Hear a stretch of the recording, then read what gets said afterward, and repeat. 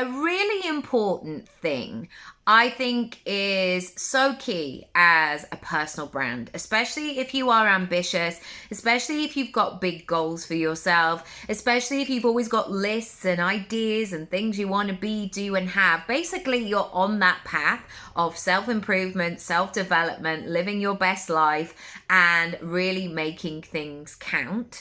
I want you to book regular reset days with yourself.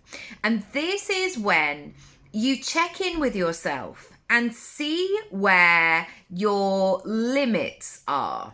See where your own internal and often subconscious limitations are. Now, it was really interesting as a kid. I was honestly one of those kids who was 4 years old, and I felt like, I mean, who knows really, because it was 1985. I felt like I knew who I was. I knew what I was all about. I knew what I liked. I was very intuitive. And I would like to think that I've increased my wisdom since there, and obviously my life experience. But lots of the parts of me fundamentally have remained the same. And yet, even a few years into that, I don't know whether it was because I was a girl, because I was ginger, because I was northern, who knows.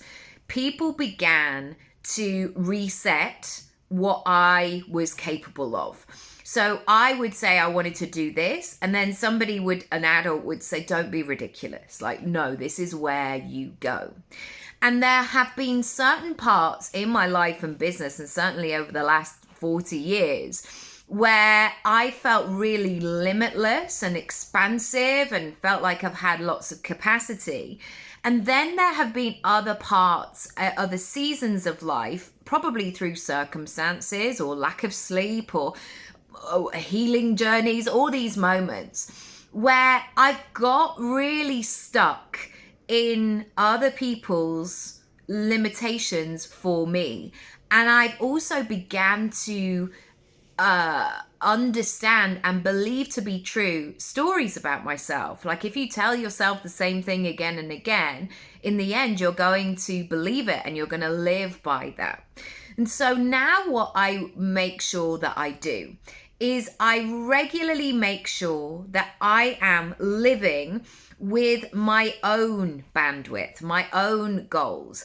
And I'm not being limited or saying no or not doing something because somebody passively said, oh, you can't do that.